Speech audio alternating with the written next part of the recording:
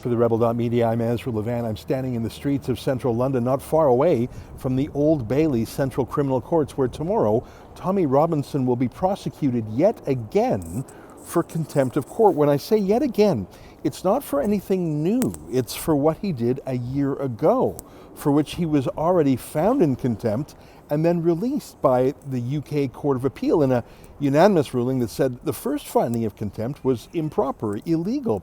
Tommy falsely was prosecuted and falsely served 10 weeks in solitary confinement.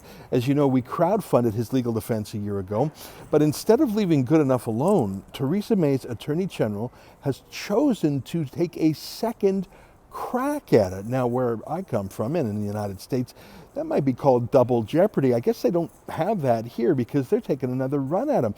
You know, Tommy was the first journalist to be sentenced to prison for contempt of court since the 1940s, but I guess that's not enough punishment for Theresa May. They want to put him back in. It's rather incredible to me.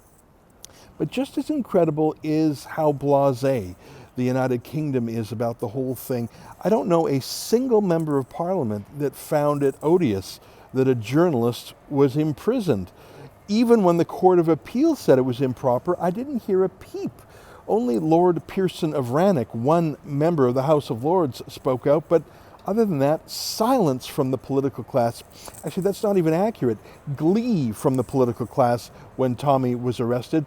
You'd think that Reporters Without Borders or some other civil liberty types would care. They didn't. I didn't see a single article by any worthy pundit worrying about journalists being imprisoned. I'm really worried about the reporting as much as the law, and that's why I'm here in town and bringing with me 8 other journalists actually from other jurisdictions, because I don't know of any journalists in the United Kingdom, at least in the mainstream media, who give Tommy a fair shake. And forget about Tommy, who report accurately on these grave matters at hand. So I brought with me journalists from Washington, D.C., including Cassandra Fairbanks of Gateway Pundit, Pardes Saleh, who's writing for Human Events, Andrew Lawton from London, Ontario, Canada. We crowdfunded Avi Yamini's flight from Melbourne, Australia. We sent a train ticket to Jordan James to come down from Manchester. He's with the alternative news site Politicalite. Altogether, we've got 7 journalists, including Jessica Swiatonevsky, who's a young journalism student with the Rebel in Toronto, plus 2 cameramen. So we're going to do our best to cover all of this. You can find out more information about us at realreporters.uk, and I'll also put my reports up there. I'll be live tweeting from the court. So that's what I'm doing here in town. But I have to say, it's extremely depressing to see how little the 5P professionals, as Daniel Pipes would call the establishment, the police, the prosecutors, the professors, the press, and the politicians, the 5P professionals, how little they care about what I think is as important a civil liberties case as any in this country right now. But because Tommy has the wrong political flavor, he's a sacrificial lamb. I should also point out, as many of you know, that Tommy Robinson is currently running for public office. He's running to be the member of the European Parliament for North West England. I think he's got a chance because of how they count the votes.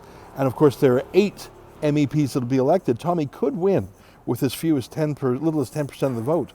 I think he's got a chance, but I don't think it's a coincidence that the Attorney General is taking him to court in the middle of that campaign. I'm not sure what's worse, though, the kind of prosecution of Tommy that we're seeing in the courts of law by the Attorney General, or the silent censorship of Tommy by the Silicon Valley giants like Facebook, Twitter, PayPal, Instagram, things like that. At least this outrageous attempt to nail Tommy for contempt of court, at least we can see it in action. We can report on it. We can appeal it. Tommy has some sort of rights to disclosure of documents. Not so when it's someone in the bowels of Facebook in San Francisco just pushing a button and deleting him. I don't like any form of censorship, but at least the ones in the court we can fight against and know about, and there is some sort of restraint on them, I think. I think the new phase of censorship, certainly the one that's come for Tommy first, but certainly he won't be the last, is the censorship done by hard left-wing activists in Silicon Valley, and frankly, that's even more terrifying to me. Join me tomorrow as I live tweet everything from the Old Bailey Court, and during breaks I will record videos. If you want to sponsor the 9 journalists that we have crowdfunded to be here, please do go to realreporters.uk. I should tell you, no one is receiving a fee. Everyone is flying the cheapest flight we could buy them and the cheapest accommodations, nothing fancier than a 3-star hotel. Everyone's here to do real honest journalism, because I don't think we can trust the UK mainstream media.